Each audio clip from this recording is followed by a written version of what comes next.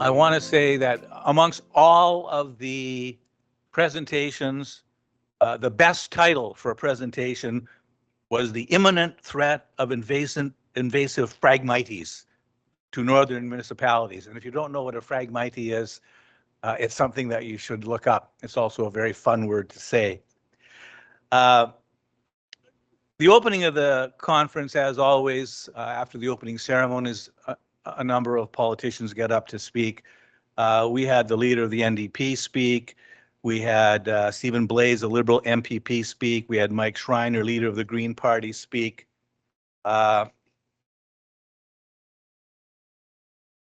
Throughout the conference, one of the really big perks is meeting colleagues, meeting councillors and mayors from different municipalities and networking with them and finding out what problems they have in their municipalities and how they're dealing with them. The conference concluded again with more of a political side. We had more politicians speaking. The final event of the conference is always the bear pit, where you have a number of cabinet ministers up on the dais, and you can ask questions of them. The rest of my report on the nature of the actual workshops is in my written report, and you can read that. But I just wanted to say that it was a really good conference, well worth going. The third thing that I would like to speak about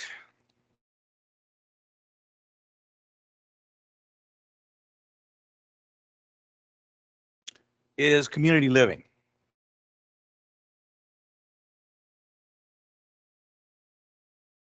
On May 2nd, the Community Living Fort Frances and District flag was raised at the Civic Center. And I was more than pleased to participate in this flag raising and say a few words.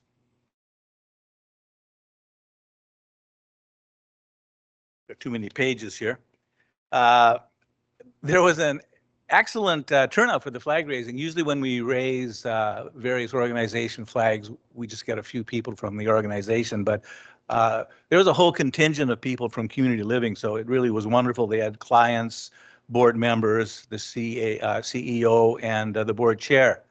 And I was really pleased to be able to say some good things about community living. It's a wonderful community organization. I mentioned that the town of Fort Frances was very, very pleased to acknowledge the community living organization for their outstanding service. I want everyone to know that the Community Living Fort Frances and District is a nonprofit charitable organization that provides a wide variety of supports and services, such as supported independent living, group living, supported employment, respite, clinical supports, a resource center, workshops, and much more, to ensure that the people that they support experience more community involvement, inclusion, equity, and meaningful and satisfying lives. This organization does an absolutely amazing job of supporting individuals with developmental and intellectual disabilities throughout their lives to ensure that they live in a state of dignity and participate in all aspects of living in the community. So I thank this wonderful organization for their contribution to the quality of life that they support. And also another big thank you to our Chief Bylaw Officer, Patrick Briere, for his able support in raising the flag. And finally, find the paper amongst all my sheets, I want to talk a little bit about the Legion and our veterans. On Saturday, May 6th, by invitation of the Legion president, I attended the annual Legion Veterans Supper and brought greetings from the town of Fort Frances and from you, the town council. I was invited to give the toast to the King. First time I have ever given a toast to the King. And then to speak after dinner. We were served, as always, for anyone who goes to the Legion, absolutely amazing meal prepared by the ladies of the Legion Auxiliary and served by Legion cadets, which was a really nice touch. I wanted to say some nice things about the Legion because it's an organization, again, that I think really gives to our community and makes our community a better place. I spoke about the significant contribution of the Legion to our veterans and to the community of their sponsorship of Remembrance Day ceremonies, their support of and their honoring of our veterans, and the fact that the Legion is entirely self-supporting. They get no federal money or government money of any sort. And they receive no funding from any outside agencies. Yet, in spite of that, they're the foremost national organization that honors military service, promotes remembrance, and provides valuable support and service to military veterans, also RCMP veterans, their families, and the community. And I spoke at length of the contribution of our veterans to the freedoms of all Canadians, their willingness to put themselves in harm's way for all of us, that we all owe a debt of gratitude to the men and women who put on a uniform to serve Canada and its people, and thank them for their service. Thank you. Thank you, Mayor Helikas. Councillor Kircher does not have a report tonight, so I'll turn now to Councillor Mackey. Thank you, Chair. I'd like to speak briefly about the Citizen and Junior Citizen of the Year award, which will be coming up this fall. The deadline for applications, nominations is September 29th at 4 p.m. You can get nomination packages either here in the Civic Center or online through the town website. The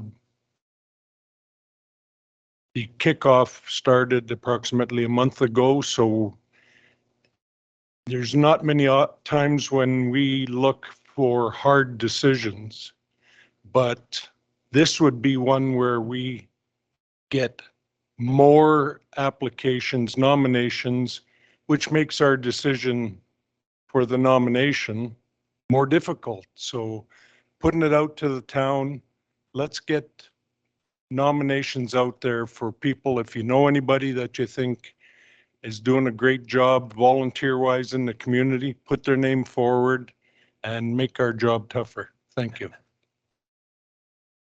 Thank you, Councillor Mackey. Councillor McTaggart has no report tonight, so we'll move on to item 5, consent agenda. There are 14 items on the agenda.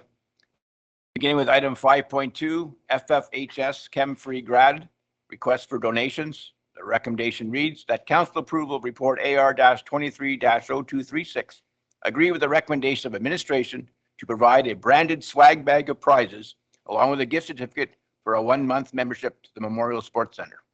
Item 5.3, correspondence from Chelsea Grieg, Executive Assistant, Giziwa Diziwin Health Access Centre, Renomo May. The recommendation reads that Mayor and Council approve the request as presented and proclaim May as No Mo May in the town of Fort Frances, and that no changes be made to our existing bylaws, and further that future proclamations requests be brought forward to the clerk's office for council consideration. Item 5.4, site plan control bylaw. The recommendation reads that council approval of report number AR-23-0248 will agree with the recommendation of administration to pass the proposed amended site plan control bylaw as presented. Item 5.5, correspondence from Alison Brechtfeld, request to host Canada Day festivities. The recommendation reads that on recommendation of the Community Service Executive Committee, council received report AR-23-0262 as information. Item 5.6, correspondence from Borderland Pride, request for complimentary use of the auditorium.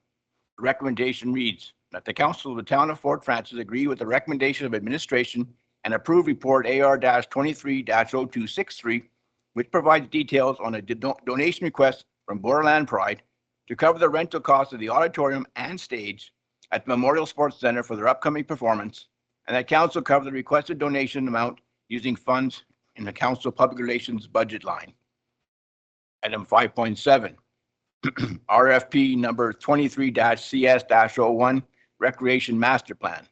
The recommendation reads that the council of the town of Fort Frances agree with the recommendation of administration and approve report AR-23-0264, which provides details on submissions received for the Recreation Master Plan, RFP number 23-CS-01, and recommends a rescope and repost of the RFP in order to capture additional outcomes. 5.8, employee appreciation / recognition and expression of care policy. The recommendation reads that report AR-23-0270 relating to an employee appreciation / recognition and expression of care policy be received, and that the draft employee appreciation / recognition and expression of care policy be recommended for council for consideration and adoption, and further that council rescind / repeal the council recognition policy number 1.8 dated June 2005 and the annual appreciation policy number 3.23 dated January 2001. Item 5.9, volunteer recognition policy.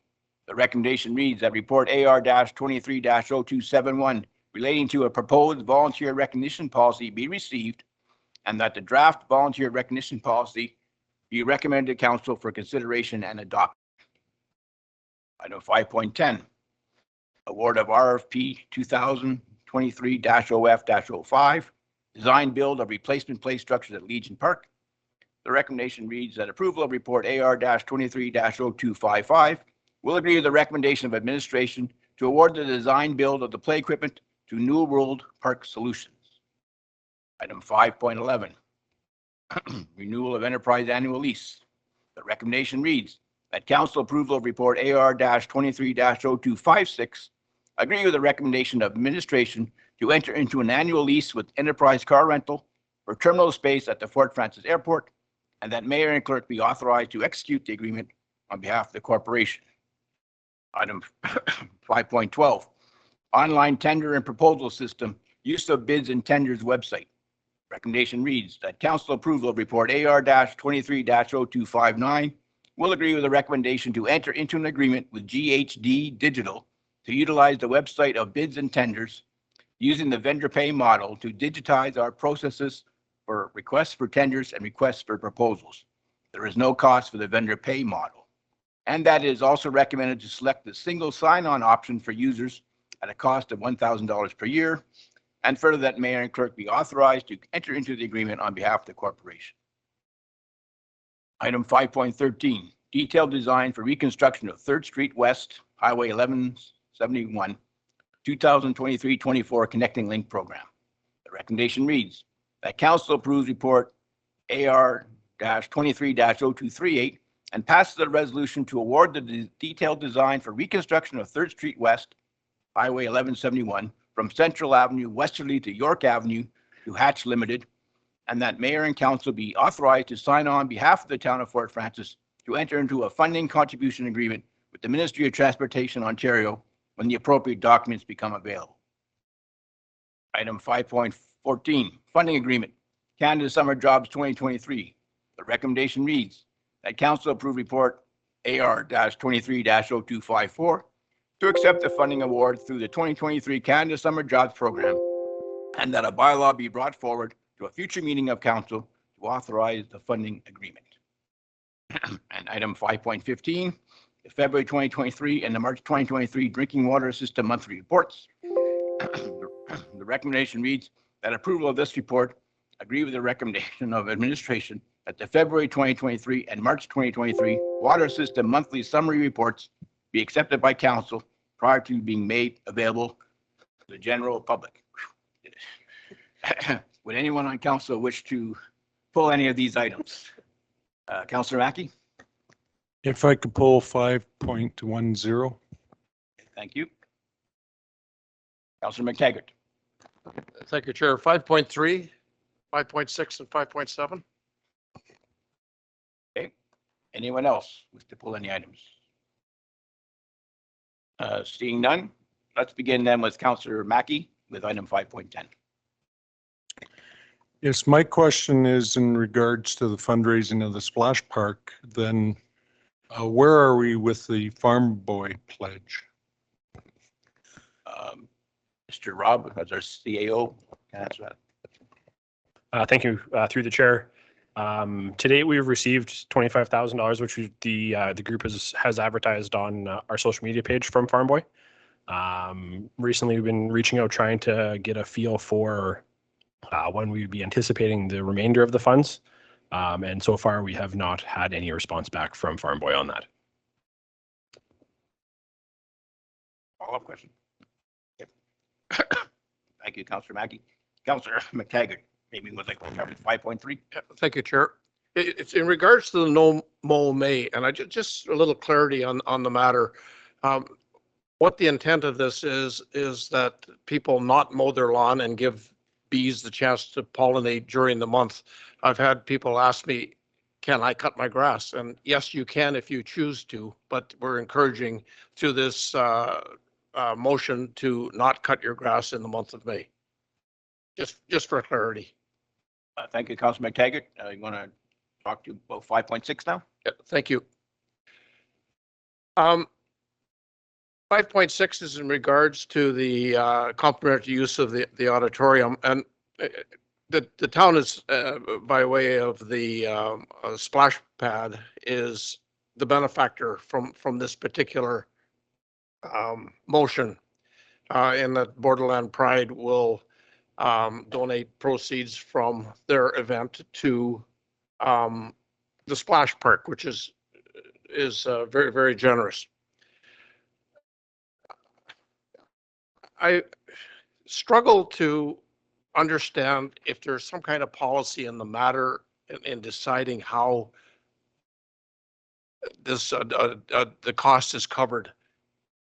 If this group had said we want to run the same event, but we want to give it to the food bank, say, would we have given a donation of the auditorium and the stage? So really what I'm looking for is some kind of policy to come forward on how we manage this in future.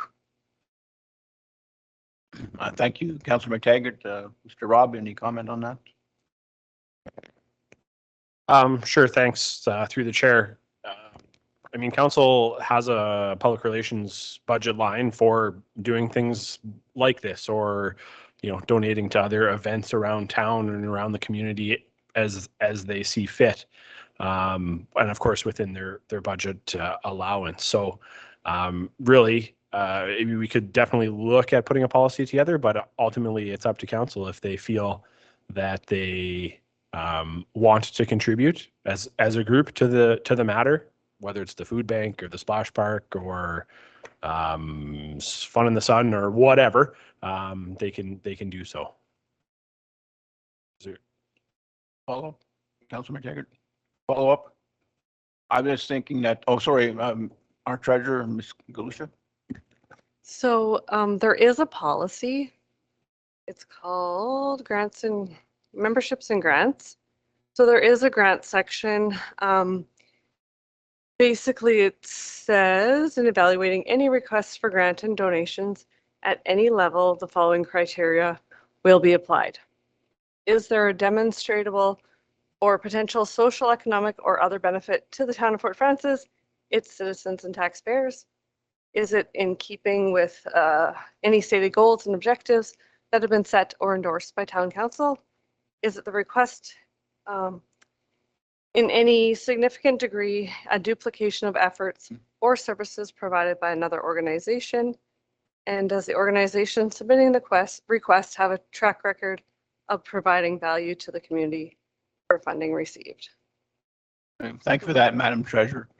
I just want to speak briefly too and say that at our meeting last Monday, I guess it was, Community Services, certainly I look at these things as a case-by-case situation because you don't want to set precedent. But I'm looking at this specific case where they are offering to donate the proceeds to a very significant community initiative. And I'm looking at it myself. That's $813. The $813 we're not collecting. It's going to be $813 more. It's going to be going to the splash park fundraising efforts. So in that respect, that's why I'm in favor of agreeing with this recommendation. I wasn't questioning the group or where the money is going, just that we have some kind of process to work through, and Don's provided us. Thank you. All right, thank you. And Councillor McTaggart, item 5.7. 5.7 is in regards to the recreation master plan. Can you give me some indication of what has changed in the master plan that we're going to vote for a new RFP? We'll turn to our recreation and culture manager, Tyler Young. Please go ahead, Mr. Young. Sure, through the chair. So I wasn't the author of the RFP, but I can speak to it. The RFP we currently have the scope was very broad, and some of the deliverables that we were asking weren't coherent. For example, I'll give you a quick one. It said review the town's parks, recreation services, and programs in order to promote healthy living. So we're reviewing the town's programs in order to promote healthy living. Are you asking, do our programs have the capacity to do it? Are you asking for a recommendation? It's just a sentence fragment that doesn't really resolve. And as we posted the RFP, we received a lot of questions from potential submissions, individuals and organizations wanting to submit proposals, but it lacked clarity. So we received a lot of emails and phone calls about that. So I think that in my experience with these plans, we need to make sure we get the ask right. If we ask for specific deliverables, we will get information with more value to the town. And I think that in that particular RFP we have out there, there's a lot of different points in there and a lot of verbiage, but it lacks that precision and coherence that you would normally see with this type of plan. And my fear is, with the way it's structured now, it's going to give us information, but it's not going to give us a direction. I think one of the big obvious misses for me in that is it doesn't mention the word visioning anywhere. And typically when you're doing a master plan, one of the first points should be talking about putting together some type of coherent vision that is in line with council's priorities and the needs of the community. That's not even captured in there. So if you're missing it on a foundational aspect like that, the rest of the plan becomes moot, in my opinion. So going forward, I'm trying to tighten it up so we can ask the right questions to get the right deliverables. Yeah, great answer. Thank you. I can assure everyone that this was discussed at length at our community services meeting last Monday as well. And I can be honestly, I was a little disappointed that we have to redo it again.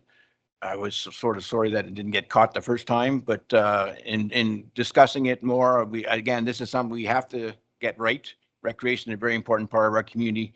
So yes, it's going to cost some time in terms of cutting this back, but I think I'd rather get it right. And I'm glad that we're doing it this way. So I fully support this agreement as well, or this recommendation as well. Any other comments or questions? Okay. I have a recommendation before me that the matters listed on the consent agenda be referred to the consent agenda for the regular meeting of council later tonight for approval, being items 5.2, 5.4, 5.5, 5.8, 5.9, 5.11, 5.12, 5.13, 5.14, and 5.15. I have a mover and seconder, please. Councilor Bernetta, Mayor Halleck.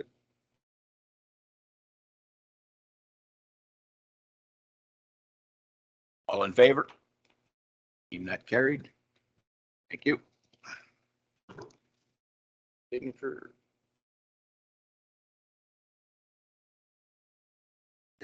Excellent. That brings us now to item 6. I find on my screen here. Administration Finance Division, or specifically item 6.1, disposition of Sunny Cove Camp property. The recommendation reads that council approval of report AR-23-0265 provides the following direction to administration. 1, proceed with the preparation of an RFP for the sale of the Sunny Cove property to an entity that will operate the property into the future, following suit the historical uses of the property. And Mr. CEO, would you like to start us off on this? Yes, thank you. Through the chair, this is a matter that we've discussed a number of times around the council table over the last couple of years, but administration hasn't had any actionable direction from council on it. So what I'm hoping tonight to get is just that, some actionable direction. We have an asset that's well outside of the town boundaries that since COVID has continued to sit vacant. We've been doing little things to it while it has been vacant. Maintaining the grass cutting, just doing the bare minimum upkeep to it while it's been closed. Coming into this year, we have nothing in our operating budget in terms of being prepared to operate that site. So it's looking like we'll have another summer with the property sitting vacant. There's a number of pretty substantial capital repairs and upgrades that need to happen to the property. And and really this would be the perfect year to undertake some of that work. However, we don't have anything in our capital budget to start working on that work. We have not submitted any grant applications for it. It just sits, really the whole thing sits in a state of limbo. So I just brought up some points in the report about different opportunities that we may have moving forward, whether the town was to retain ownership of the property and look to the future to restart the operations, or divest itself, as was tried back in 2020, to divest itself of the property to another entity.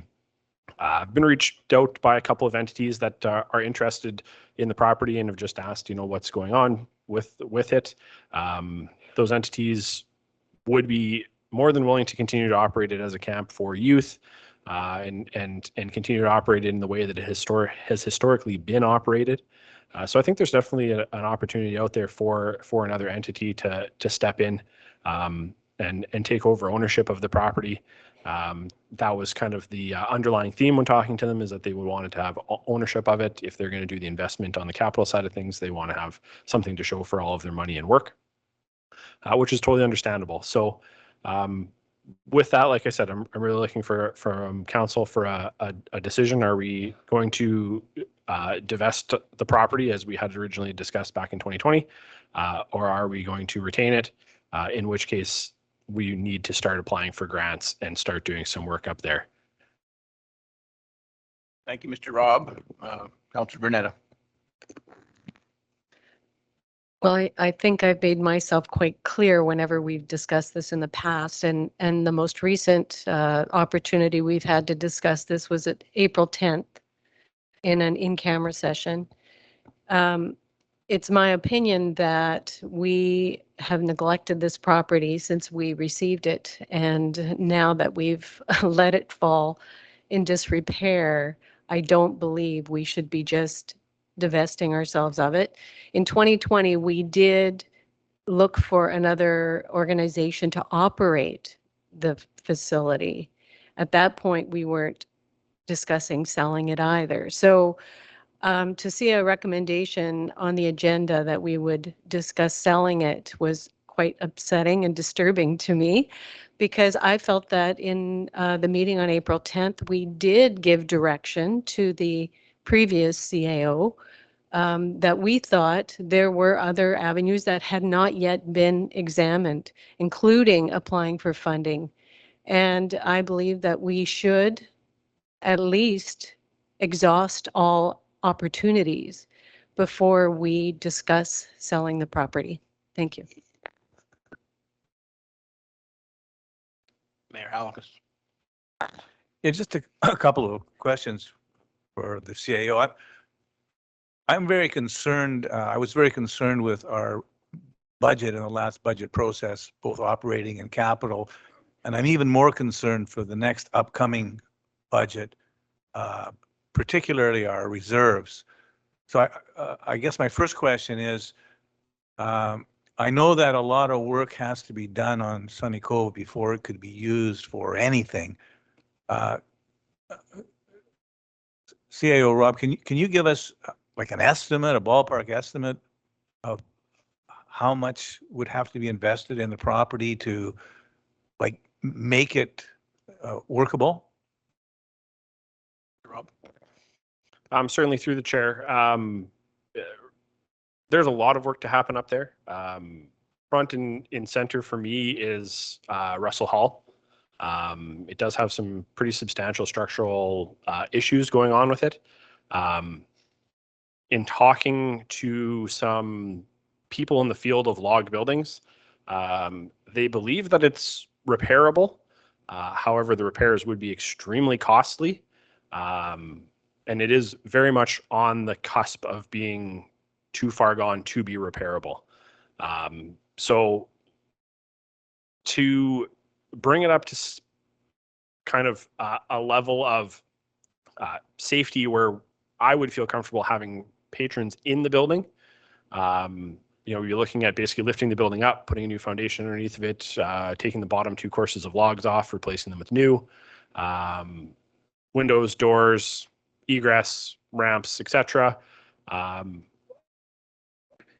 I'm somewhere in the ballpark of about $500,000 to get Russell Hall up to a safe state.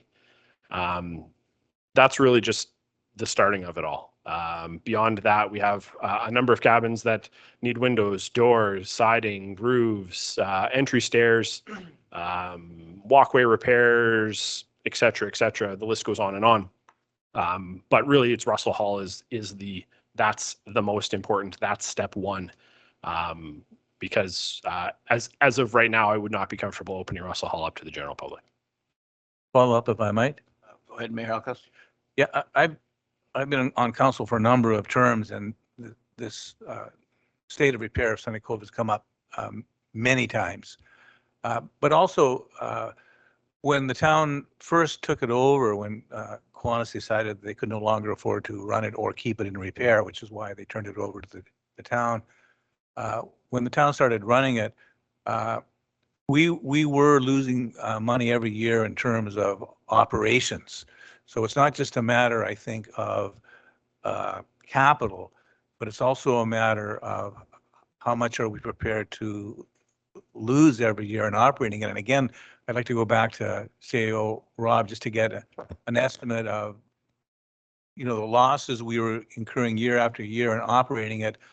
And also, I think we were probably in violation of some regulations when we were operating it as well. Rob. Thank you through the chair. The last 2 years that we operated, which would be 2019 and 2018, we were operating at a loss of about $35,000 for each of those years. Over the last number of years, we averaged about $25,000 loss. However, we were substantially understaffing that site. In order to appropriately staff that site so that we met all applicable labor laws, we'd be looking at operating losses in the $50,000-$60,000 range, based on kind of what our current labor rates are. Thank you. If I just may add to Mr. Rob's comments, Mr. Rob is talking about current capital needs that need to improve the Sunny Cove camp and make it open to people to use again. That's not including, I believe, upcoming regulations to the AODA for accessibility, and that's me going on top of that as well. That's coming in 2025, I believe. Yes, that's correct. So again, you're looking at even more capital upgrades beyond just repairing it to be usable at the moment. Councillor Mackey. Thank you, Chair.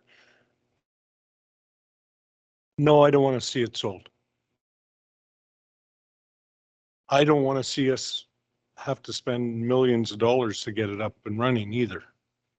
And so I'm wondering if it's ever been done, being new on council and historically here since the town took over the property, has there ever been a study done for that property to utilize it to its maximum potential without having those buildings there? If you just had the land, what could you do with that property? And has there been any, or could we do such a thing to find out how to best utilize that? So it's a long-term thing, because those buildings are going to constantly need to be redone, and you're talking $500,000 for one place. It's going to be $1 million minimum or more. And so if we're going to spend that kind of money, would it not be advantageous long-term if it was something totally different with the same theme in mind, not just a camp or a rental facility, but some other type of thing that maybe some consultants could come up with a bunch of different options that would be utilized better. Thank you. Mr. Rob. Yeah, through the chair. In all of my reading into documents surrounding Sunny Cove, dating back to when we first took ownership of it, I've never seen any study like that. I know in talking with Tyler about the property and about the site, there are some opportunities there. None of them are free though. So we're looking at, I mean, you kind of hit the nail on the head. I'm thinking about $1 million to get it kind of up to snuff. But you're looking at multi-million dollars to redevelop it into some other something, whatever that might be. With the hope that you're going to generate oodles more revenue. So I mean, it's a risk. Not saying that we couldn't investigate it, but it is a risk that whatever you redevelop it to, you expend the money to redevelop it, that the market is going to support that. And then in the meantime, you have this piece of property that you're still paying to insure and maintain and maybe operate, maybe not operate. So there are some sides to that. Follow up? Follow up? Thanks.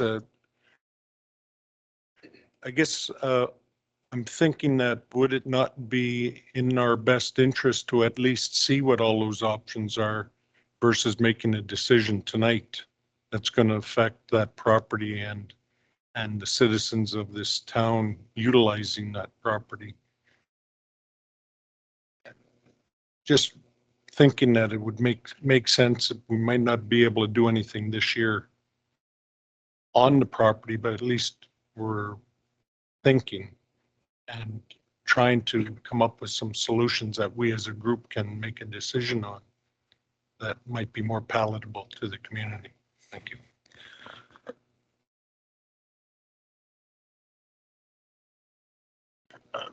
Okay.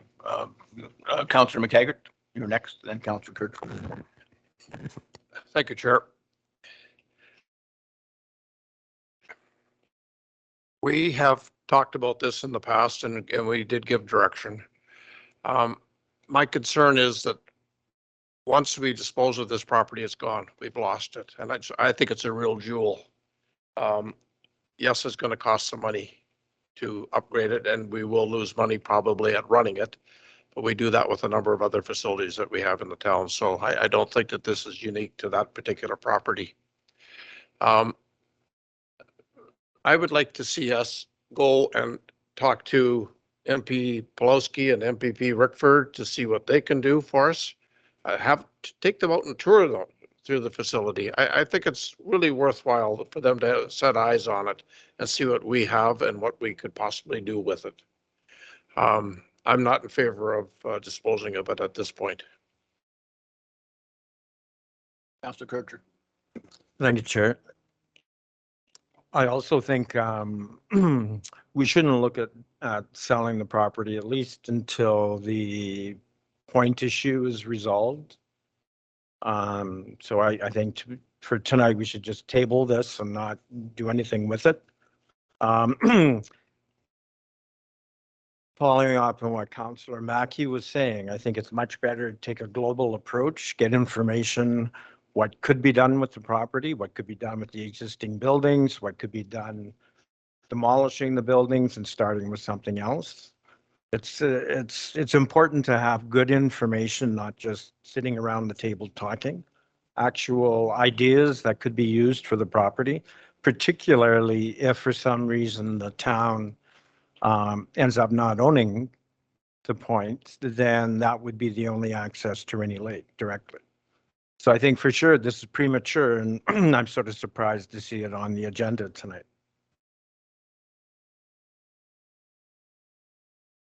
Mayor Alex. Yeah, I just want to put something out there for councillors to consider.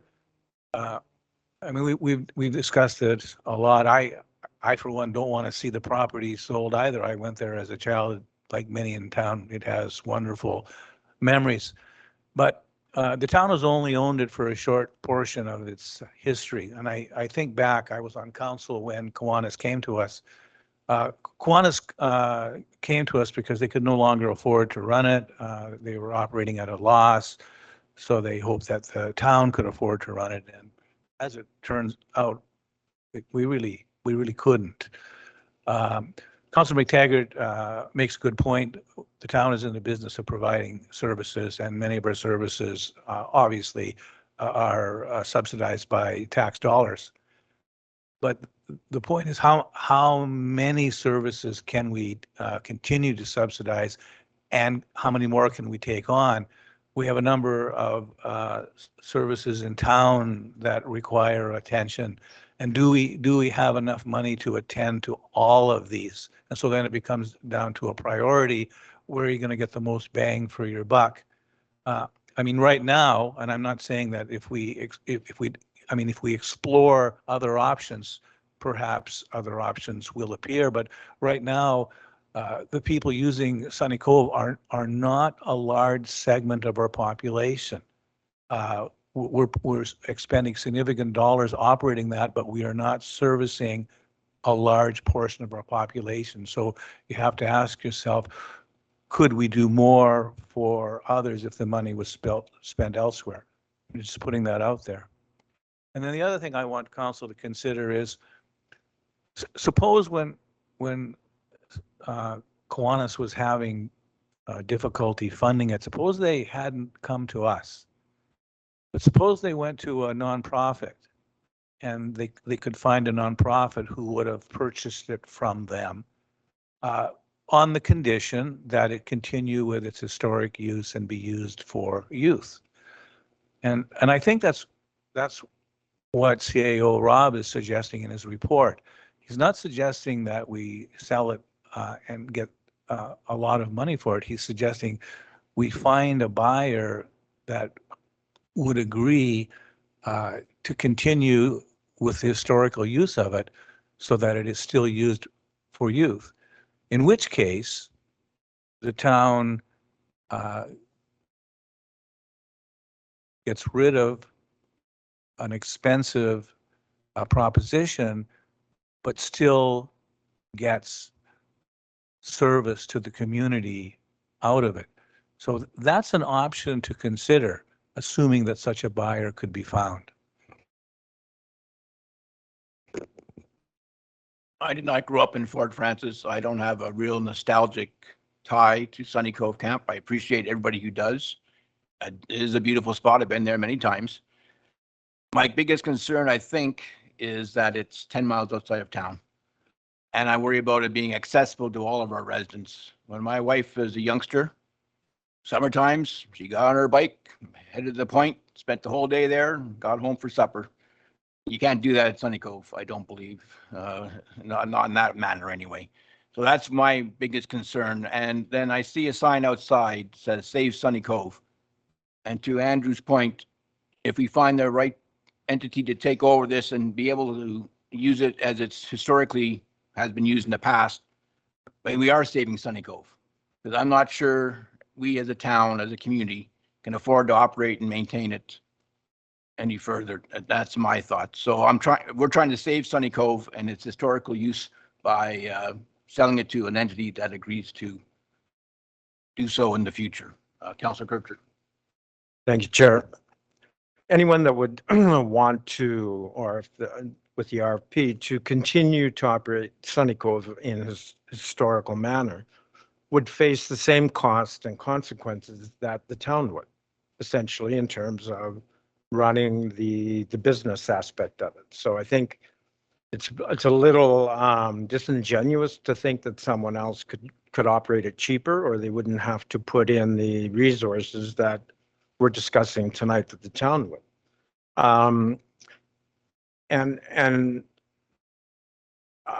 So you haven't operated it since 2018. How much does it cost to hold the property for 12 months without doing anything to the property, just holding it? Mr. Rob. At this point in time, I don't see that as a viable opportunity. If we do nothing for the next 12 months, the next report that comes is that we're going to have to tear Russell Hall down. So if that's the direction the council wants to go, then that's the way we'll go. But bear in mind that the next report to council will probably be that Russell Hall has to be torn down.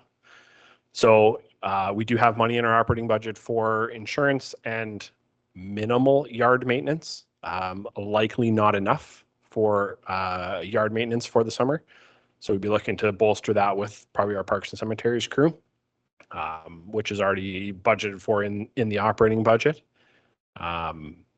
So the money's in there somewhere, but we'd be pulling that crew off of doing something else in town to send them out there to maintain through the summer. Follow up, Councilor Kircher. Thank you. If Russell Hall is that close to being demolished, 12 months isn't going to make that much difference. Councilor Olson. I think I just have more of a question at this point. So I'm wondering, how much has the town invested in capital since taking over in 2009? You tackle that, Mr. Rob? I'll give it a shot. When we originally purchased it in 2009, there was a lot of work done. I don't unfortunately have the capital number in front of me. That predates me. But there was a lot of work that was done. We went up and we did a pretty substantial asset condition assessment of the properties. We did foundation repairs, we did electrical repairs, we did sewer and water repairs, bringing everything up to current code standards. After that point in time, we had an annual capital of about $8,000 that we would spend on capital upgrades. Mostly it was repairing the water system every year because they weren't blowing it out properly at the end of the season, so it would freeze and break. So pretty much that $8,000 was spent every year just bringing the water system back up to an operational standpoint. And that was really the only capital infusion after that initial purchase. Follow up, Councilor Olson. Just confirmation. So like 80,000 since the early development work in 2009. Yes. Oh, sorry, Councilor Brenda. I seem to recall from reading minutes of the Sunny Cove committees, there were some upgrades to the washrooms and some of the bunkhouses. So there was other minor things that went along as well. So just if we are going to read the motion, I would like to request a recorded vote, please. This will be voted on during council. Oh, right. I was going to make another point, and now it's slipped my mind. Oh, I know. I mean, yes, there are grants available, as Mr. Rob outlined in the report. But he also outlined in the report, though, we'd have to pay our share of the grants, and they are substantial. And again, I worry about can we afford to do so are we doing so at the expense of so many other facilities in town that need equal care and concern and maintenance and upkeep? So that worries me as well. Any other questions or discussion before we move on? As I said, this resolution will come before council for a vote at our regular meeting later tonight. So thanks for that discussion, everyone. It's an important topic, and it's important that we do it right. Under information number 7, there are 6 items. Bylaw enforcement monthly report. 7.2, the Recreator Spring 2023. 7.3, the fire, pardon me, Fire Rescue Service March monthly report. And 7.4, the Fort Frances Wastewater Treatment Facility November 2022 monthly report. Pardon me. 7.5 is the Wastewater Treatment Facility December 2022 monthly report. And 7.6 is the Fort Frances Wastewater Treatment Facility March 2023 monthly report. Does anyone have any questions or comments on these information items? Councilor Mackey. My question is on the provincial fences court. I haven't seen a monthly report from them as we as a town run that. We pay for the salaries. We recoup the money through fines. I'm just wondering, is that something that should also be tacked on to all of these monthly reports? Mr. Rob. Yeah, thanks. Historically, I don't believe we have in the past, but it is something that we could look to put together, see what sort of information we can bring forward to a monthly report, if that's the will of council.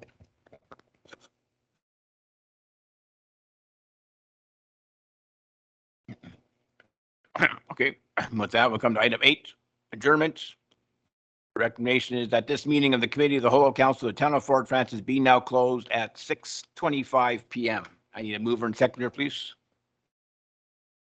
Councillor McTaggart, Councillor Mackey.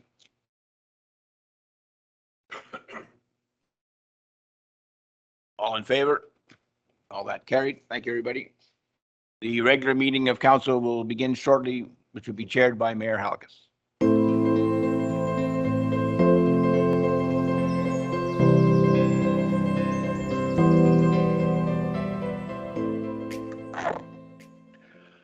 Okay, I think we're ready to go.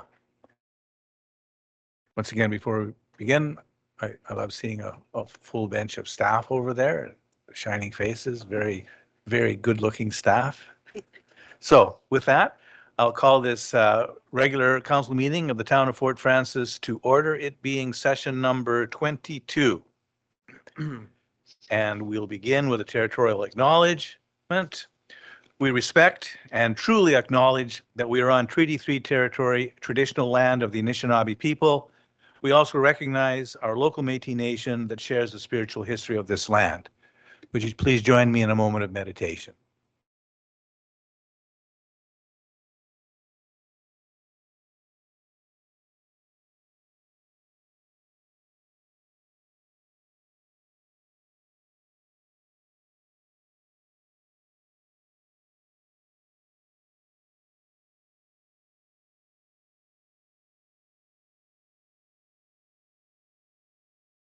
Thank you. Item 1.4, disclosure of pecuniary interest and the general nature thereof. Now's the time to declare. Councillor Olson. In camera item 10.1.2. Thank you, Councillor Olson. Any further declarations? Okay, seeing none. We'll move on to the consent agenda. Bear with me, this consent agenda will be a long one. So, item 2.1, items referred to from committee of the whole. We have a recommendation that the following consent items be approved. Items 5.2, 5.4, 5.5, 5.8, 5.9, 5.11, 5.12, 5.13, 5.14, and 5.15, as well as regular council items 2.2 and 2.3. Council item 2.2 is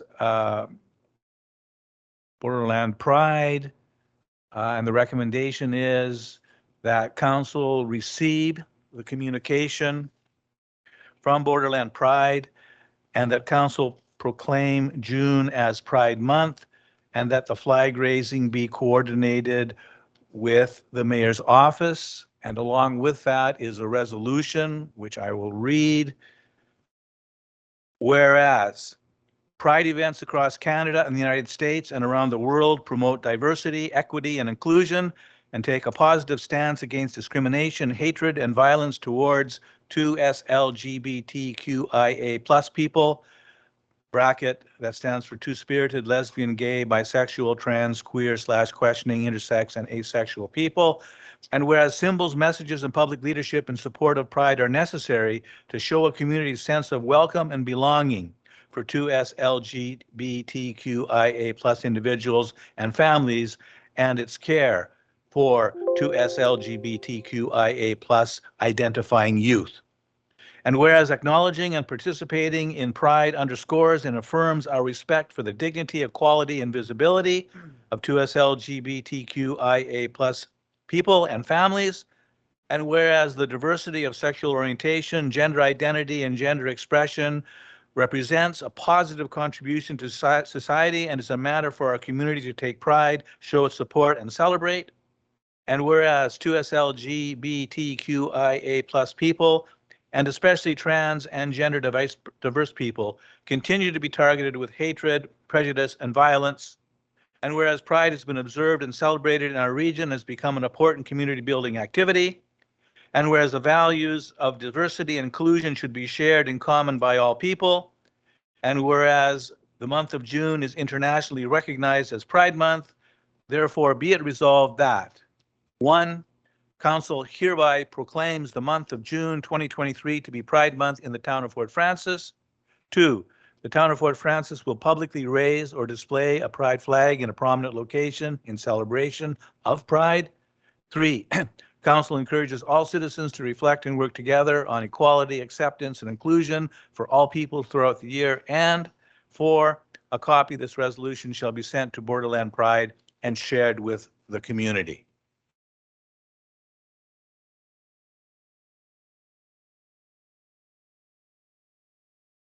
And 2.3 is that council receive the communication from the Rainy River Valley Agricultural Society relating to an invitation and sponsorship request for the Mardi Gras Gala, and that the request be referred to the Administration and Finance Executive Committee for a recommendation.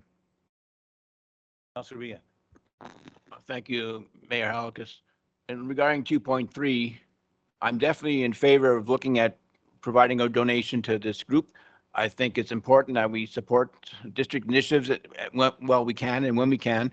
And I also think this is especially important because so many people from town enjoy the emo fair each and every year. So I think it's a good way of us to do that.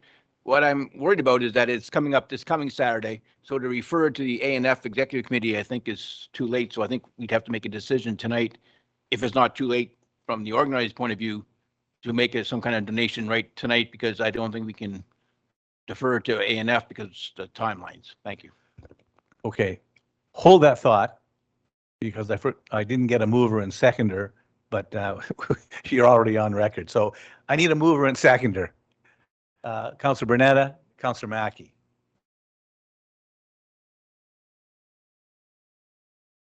Does anyone else want to speak to this motion?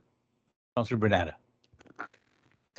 I agree with the idea that supporting things in the district, that's why we're part of the RRDMA. And I believe that as the largest community in the district, we should support other activities within the district. So I would support Councillor Behan's suggestion that perhaps we go with the 500 or the can't read without my glasses, $500 sponsorship. Thank you. Councilor McTaggart. Thank you, and thanks for having this on the agenda tonight, because I missed it at the last meeting. It was in correspondence. So thank you very much for adding it back in, and I quite support Councillor Behan's intent with this. And simply what's good for the district is good for Fort Francis and vice versa. So I think it's important that we do show support of this event for the emo fair. Further discussion? Councilor Mackey? I concur with the other comments by the other councillors, and in following up with Councillor Behan's comments about dealing with this tonight versus putting it off to executive committee, I think today would be wise. And I'm getting nods from everyone, and I too support that. I think it's really important that we reach out and support members of the Rainy River District Municipal Association. Councillor Behan, I'll go back to you. Councillor Bernetta has suggested that we do a $500 sponsorship. Is that acceptable to you? Yes, most definitely. Okay, I'm going to take that as a friendly amendment. And so that the recommendation is going to read that council receive the communication from the Rainy River Valley Agricultural Society relating to an invitation sponsorship request for the Mardi Gras Gala, and that council donate $500 to this organization.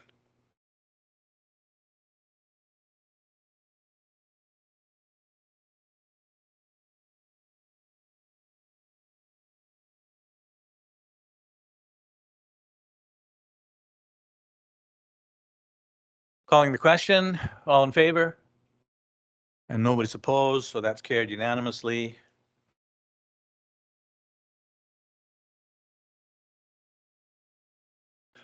Thank you for that. Minutes. Item 3.1.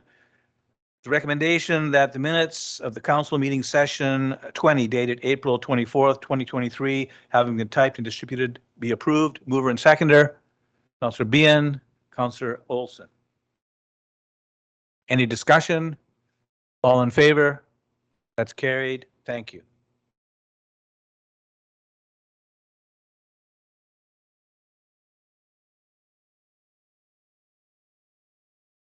Four point one, recommendation that the meeting minutes of Committee of the Whole Session 10 dated April 24th, 2023, having been typed and distributed, be approved. Mover and seconder. Councilor Maraki, Councilor McTaggart. Any discussion on this? All in favor? And that's carried.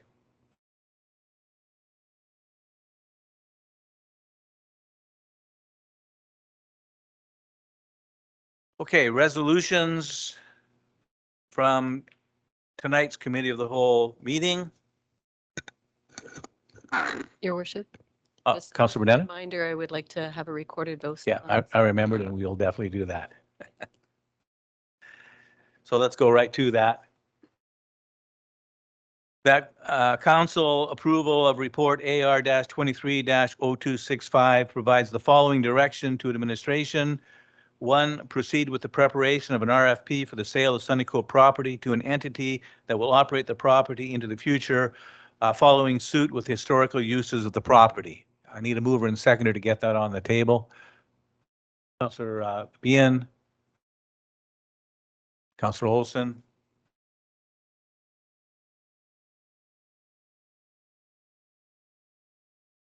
Any further discussion on this? No. We'll call the vote. It'll be a recorded vote. Thank you, Chair, and we will just go around, starting with Councillor Behan, Yay. Councillor Brunetta, Nay. Councillor Kircher, No. Councillor McTaggart, Nay. Councillor Olson, Nay. and Councillor Mackey, Nay. and Mayor Halkis. Regretfully, yay. Thank you. And so the motion is defeated.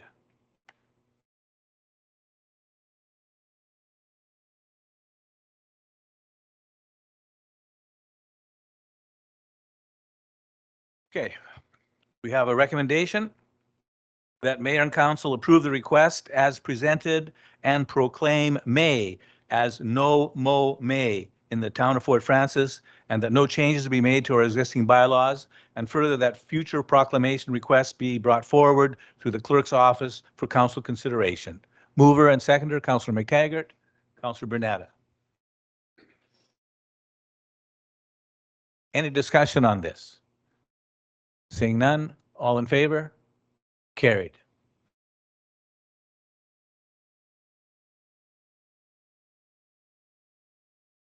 We have a recommendation that council of the town of Fort Francis agree with the recommendation of administration and approve report AR-23-0263, which provides details on a donation request from Borderland Pride to cover the rental costs of the auditorium and stage at the Memorial Sports Center for their upcoming performance, and the council cover the requested donation amount using funds in the council public relations budget line.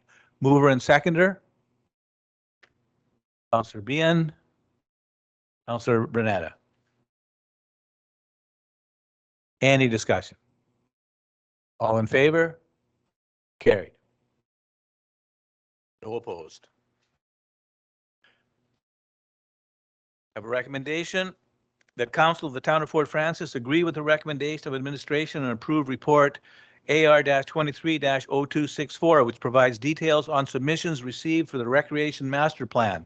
That's RFP number 23-CS-01, and recommends a rescope and repost of the RFP in order to capture additional outcomes. Mover and seconder, please. Councilor McTaggart, Councilor Kircher. Discussion? Seeing none, all in favor? Carried unanimously.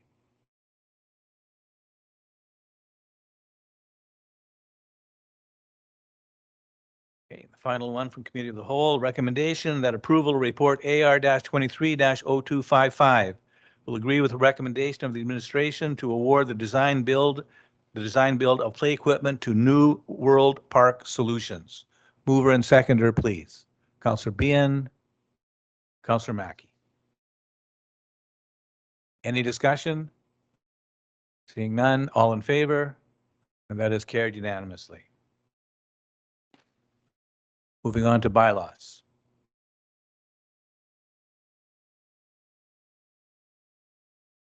We have 3 bylaws tonight. That the following bylaws be introduced and read and finally passed, signed by the mayor and the clerk, sealed with the corporate seal and become law forthwith. Bylaw 68-22A being a bylaw to amend 68-22 to impose certain user fees for the corporation of the town of Fort Frances. Bylaw 39-23 being a bylaw to authorize the execution of an agreement with PepsiCo Beverages Canada for the Fort Frances Memorial Sports Centre. And bylaw 40-23 being a bylaw to authorize the execution of a retainer agreement with Sandy Boucher for consulting services with the corporation of the town of Fort Frances. Mover and seconder, please. Councillor Olson, Councillor Kircher. Any discussion? Seeing none, all in favor? That's carried unanimously.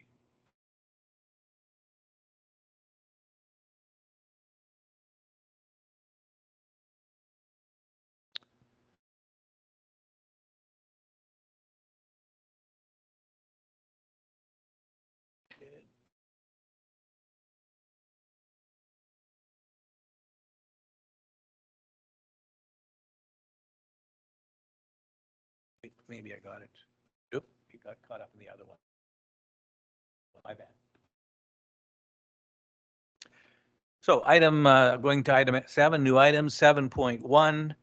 We have a recommendation that council is authorized to attend the Rainy River District Municipal Association General Meeting that is being hosted at the Civic Center on May 17th, 2023, and that the treasurer be directed to reimburse per diems in accordance with the remuneration bylaw. Mover and seconder. Councillor Bernetta, Councillor Olson. Any discussion on that? All in favor? That's carried.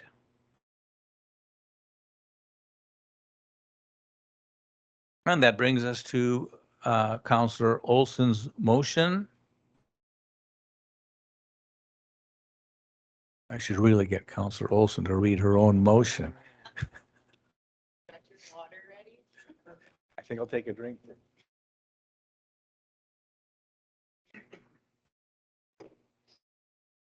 Okay, here goes. Whereas Fort Frances recognizes that challenges of mental health, addictions, specifically opioids, and homelessness are complex issues that have a significant and detrimental impact on the residents of Fort Frances.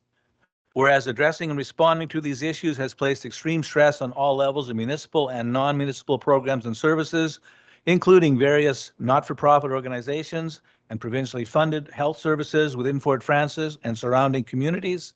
Whereas mental health, opioids, and homelessness trends are in recent years at an all-time high, and such prevalence is impacting the overall well-being of the people of Fort Frances and the surrounding communities.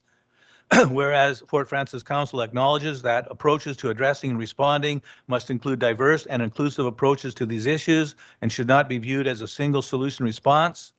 Whereas addressing and responding will require strategies and practices specific and uniquely designed for Fort Frances and surrounding communities. Whereas Fort Frances Council accepts the responsibility to address these challenges, rests with the community stakeholders, partners, residents, as well as federal and provincial government and agencies. Whereas challenges of mental health, addictions, and homelessness are not unique to Fort Frances and the surrounding community are not unique to Fort Frances. Fort Frances and the surrounding communities hold the greatest prevalence of opioid crises within Ontario.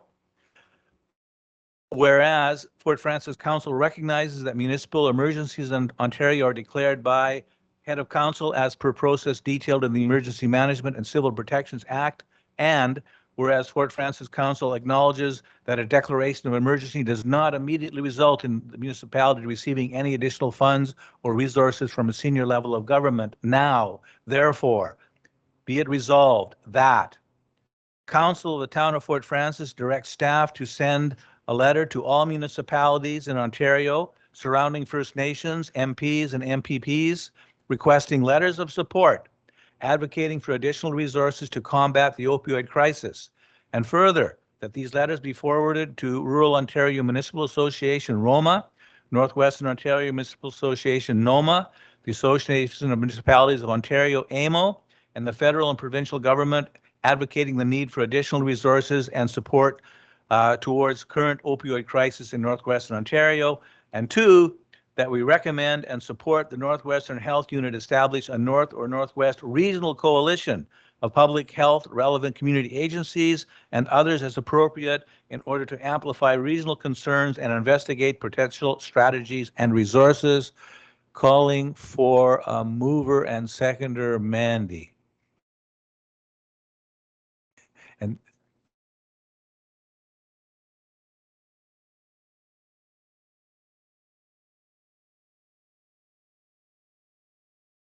Councillor Mackey, you seconding? Thank you. So moved by Councillor Olson, seconded by Councillor Mackey. Discussion. Councillor Brunetta. Unfortunately, I wasn't able to attend the presentation by Dr. Kit Young Hoon. And my understanding is that the health unit, being a member of the Board of Health, the health unit is also very concerned about this. And I appreciate Councillor Olson's motion. I just wonder about the last paragraph where we're saying that we would support the health unit in establishing a regional network, because at this point in time, I don't know that the health unit has the manpower or ability to actually coordinate something like this. So I wasn't really sure if it was your intent to request they do this or request that they kind of spearhead someone else. I wasn't really sure. Because I know Dr. Kit Young Hoon is on 4 different health teams, Ontario health teams, and she's spread very thin. So I just don't know exactly what our request is in terms of the health unit. You want to take a stab at that? So when Dr. Kit was with us while you were away, it was actually a request that came from them for support to move this forward. And we thought what better of an opportunity to really put it right into the motion itself, that we support them in moving this actionable piece forward. Further discussion? Councillor Mackey. Yes, I know probably in 2008 or 9, SAP was created in the area, the Substance Abuse Prevention Committee. I don't know if that still exists or is in operation, and would that be something that could go hand in hand with what we're talking about here, or is that an overlap, or is that exactly what they're doing? I'm not familiar with what that organization did or is still doing. Does anybody here want to take a stab at that? I certainly can't answer that. Councillor Olson.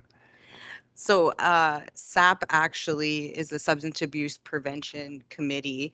And I heard that it's actually beginning again in the community. So the committee had stopped for a number of years and now it's coming together again. But this particular motion is actually looking to the regional level and kind of utilizing our community services to push this to a regional issue. So they would be connected with at some point and amalgamating and putting all of our energies kind of into one place instead of all of these standalone community tables that are happening right now. So the ask is kind of to bring everybody to the same page to address the same issue on a larger scale. Follow up. Further questions? Well, if seeing none, I shall call the question. All in favor? And that's carried unanimously, and a big thank you to Councillor Olson. I know how much work she put into this, getting it revised, going back to her, getting it revised again, and also a lot of work from our staff as well. So well done, Councillor Olson and staff. And that is carried unanimously.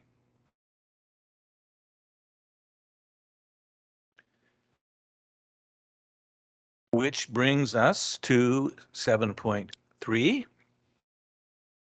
Councillor Olson's second motion. There's a resolution that says that Council of the Town of Fort Francis prioritize the challenges of mental health, addictions, and homelessness by supporting the Northwestern Health Unit in establishing an opioid task force aimed to improve the quality of life for people within the community and surrounding communities, and that the Town of Fort Francis Council declare recognition of National Opioid Awareness Day on September 21st each year. With this, a public commemorative space be annually dedicated in a location congruent with activities planned on that day for healing and wellness for those who have lost or are grieving the loss of someone due to addictions. Councillor Olson, I assume you're moving that. Looking for a seconder. Councillor Bernetta.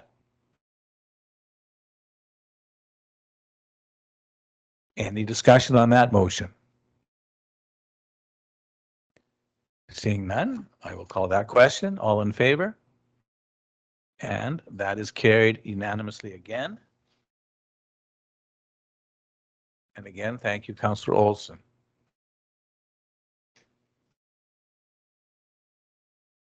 Which brings us to item 8, information. Whoa, my favorite. 8.1, Township of the Archipelago Resolution, read Road Management Action on Invasive Phragmites. 8.2, Town of Bracebid Resolution, read School Bus Stopgap Arm Camera. 8.3, Regional Municipality of Waterloo Resolution to protect privacy of candidates and donors on Form 4 financial statements. 8.4, Township of Elwick Haldeman Resolution, future advocacy of the Permanent Register of Electors. 8.5, Township of Alnwick Haldeman Resolution to end homelessness, Ontario. 8.6, Township of Montague Resolution, support Bill 5 to stop harassment and abuse by local leaders act. 8.7, Township of Push Lynch Resolution, spring cleanup on side road. 8.8, Township of Cochrane Resolution, barriers for women in politics. And finally, 8.9, Township of Mulmer Resolution supporting Bill 5, Stopping Harassment and Abuse by Local Leaders Act 2022. Any comments or questions on any of that correspondence? Okay, seeing none, that brings us to item 9, minutes of boards and committees. 9.1 is the Planning and Development Executive Committee meeting minutes of March 20th, 2023. 9.2, Community Services Executive Committee meeting minutes of April 17th, 2023. 9.3, Administration and Finance Executive Committee meeting minutes of April 18th, 2023. 9.4, Operations and Facilities Executive Committee meeting minutes of April 5th, 2023. And 9.5, Make a Big Splash Spray Park Advisory Committee meeting minutes of March 21st, 2023. Any comments or questions on any of those? Okay, seeing none.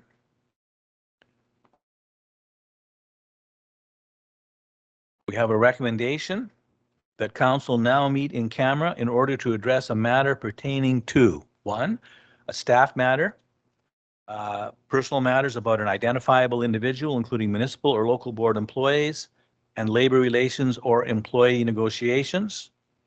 And 2, RTR/Point Park litigation or potential litigation, including matters before administrative tribunals affecting the municipality or local board, and advice that is subject to a solicitor-client privilege, including communications necessary for that purpose.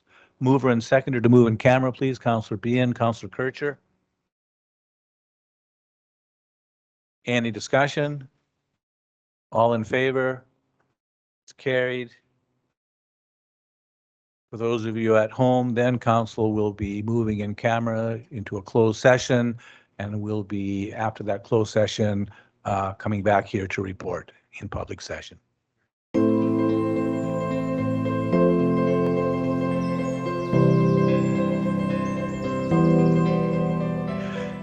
So we're back in open session. In closed session, we dealt with an item involving personnel and identifiable individual. And we also dealt with a second item involving litigation. While we were in camera, we reviewed our closed meeting minutes from April 10th and April 18th.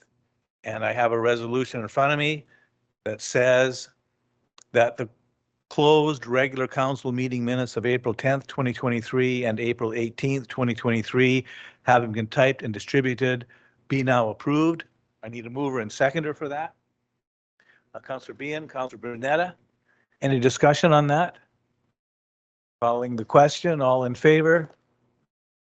Get my mind. And that's carried.